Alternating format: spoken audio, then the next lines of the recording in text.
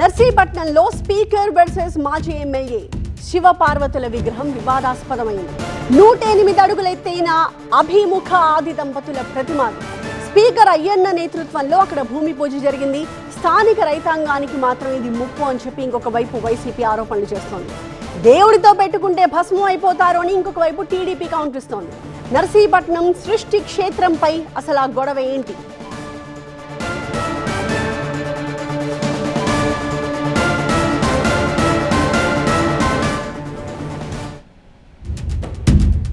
సృష్టి క్షేత్రం నర్సీపట్నం పెద్ద చెరువు దగ్గర రూపుదిద్దుకుంటున్న అరుదైన ఆధ్యాత్మిక కేంద్రం. నీటిలో పద్మమాకారంలో ఒక వంతెన నిర్మాణం, దానిపై 108 అడుగుల శివపార్వతుల విగ్రహం. 100 ఏళ్ల పాటు నిలిచేలాగా ఒక మహత్తరమైన ప్రాజెక్ట్ ని నిర్మిస్తున్నాము అని అధికార పార్టీ ప్రకటించుకుంటోంది. ఆధ్యాత్మికం ప్లస్ టూరిజం, డబుల్ ధమాకా డెవలప్మెంట్ పక్కా అంటూ భరోసా ఇస్తోంది ఉత్తరాంధ్ర టీడీపీ. స్పీకర్ అయ్యన్న పాత్రుడి చేతుల మీదుగా ఇటీవలే భూమి పూజ జరిగింది. ఇది తన తండ్రి చింతకాయల అయ్యన్న పాత్రుడి గారి చిరకాల స్వప్నం. కులమతాలకు అతీతంగా జరిగే ఈ పుణ్యకార్యంలో ప్రతి ఒక్కరం భాగస్వాములం అవుదామంటూ ఆయన తనయుడు చింతకాయల విజయ్ పిలుపునిచ్చారు. ప్రాజెక్ట్ నిర్మాణాన్ని కూడా మొదలుపెట్టారు. కానీ అయ్యన్న స్పాన్సర్ చేస్తున్న ఆది దంపతుల విగ్రహానికి ఆదిలోనే అడ్డంకులు వచ్చేశాయి. వైసీపీ నుంచి తీవ్ర అభ్యంతరాలు వ్యక్తమవుతున్నాయి. విగ్రహ ఏర్పాటు ఏకపక్షంగా జరుగుతోంది అంటూ అయ్యన్న పాత్రుడిపై ఆగ్రహిస్తున్నారు వైసీపీ మాజీ ఎమ్మెల్యే పెట్ల గణేష్.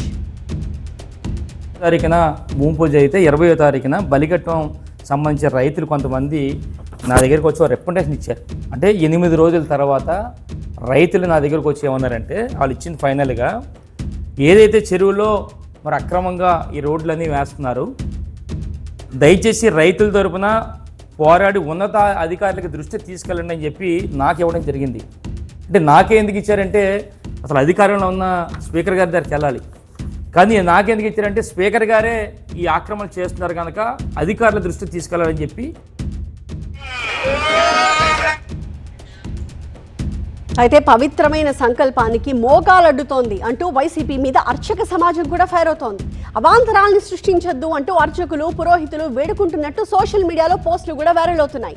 మరొక అడుగు ముందుకేసి దైవ కార్యాల్ని అడ్డుకునే వారి కుటుంబాలు బాగుపడవు అని భస్మమైపోతారని హెచ్చరించారు కూడా. నేను మళ్ళీ చెప్తున్నాను, నా జోలికి వచ్చినా పర్లేదు, అయ్యన్న పాత్ర గారి జోలికి వచ్చినా పర్లేదు, నర్సీపట్నం ప్రజానికం కలకాస్తున్న సృష్టి క్షేత్రం జోలికి వస్తే మాత్రం నర్సీపట్నం ప్రాంతం మొత్తాన్ని కూడా పొడిచినట్టు అవుతుంది. శివుడి జోలికి వస్తే మాత్రం భస్మం అయిపోతావు. నేను చెప్తున్నాను క్లియర్గా, మళ్ళీ చెప్తున్నాను. నువ్వు పాయిజన్ కప్పితే అసలు అక్కడ హాలాహలమే కంఠంలో పెట్టుకుని కూర్చున్న మహా వ్యక్తి ఆ సాంబశివుడు. నేను మళ్ళీ చెప్తున్నా, నాకు చాలా నిదర్శనం పార్వతి పరమేశ్వరులు అంటే. అందుకే నేను ఒక కలగాశాం, అయ్యన్న పాత్ర గారు ఇది నాకు ఆఖరి ప్రాజెక్టు, రాజకీయాలు చేయొద్దని చెప్పారు. దీంట్లో ఏ రాజకీయం లేదు. కులాలకు అతీతంగా, మతాలకు అతీతంగా, ప్రాంతాలకు అతీతంగా ఇక్కడ పుట్టిన వ్యక్తులుగా నర్సీపట్నం ప్రాంతం దేశవ్యాప్తంగా పేరు వెలగాలని చెప్పి ఏకైక ఉద్దేశంతో ఈ సృష్టి క్షేత్రాన్ని నిర్మించడం జరుగుతుంది. ఈ సృష్టి క్షేత్రం జోలుకు కానీ వస్తే ఆ పరమశివుడే చూసుకుంటాడు అని నేను ఆ రోజు చెప్పాను. ఈ ప్రొసీజర్ ప్రకారం చేయాల్సింది పోయి అయింది పద్ధతి మీరు ఏం చేశారు? వన్ సైడ్గా ఏదో మీ సొంత చెరువులాగా మరి చెరువులోకి వెళ్ళిపోయి మీ భూమి పూజలు చేసి అనౌన్స్ చేసి చేయడం ఇది కరెక్ట్ కాదని చెప్పి, దేవాలయాల జోలికి వస్తే భస్మం అయిపోతాం అంటారు. చాలా పెద్ద డైలాగ్స్, భస్మం అని. ఈ సృష్టి క్షేత్రం నర్సీపట్నంలో టీడీపీ వైసీపీ మధ్య మాటల దుమారాన్ని రేపుతోంది. నేతల పరుష పదజాలంతో తిట్టుకోవడమే కాదు, సోషల్ మీడియాలో కూడా రచ్చ అవుతోంది. శివపార్వతుల విగ్రహ ఏర్పాటుపై అసలు టీడీపీ వాదన ఏంటి, వైసీపీ ఇస్తున్న అభ్యంతరాలేంటి చూద్దాం. అభిముఖంగా అంటే ఎదురెదురుగా నిలబడి ఉన్న ఆది దంపతుల విగ్రహ రూపు దేశంలో మరెక్కడా లేదు.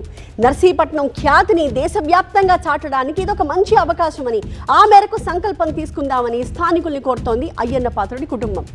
ఉత్తర వాహిని నదీ తీరంలో స్థానికులు దక్షిణ కాశీగా పిలుచుకునే ఈ ప్రాంతంలో సృష్టి క్షేత్రం నిర్మాణం గర్వకారణమని చెప్పి అర్చకులు కూడా చెప్తున్నారు.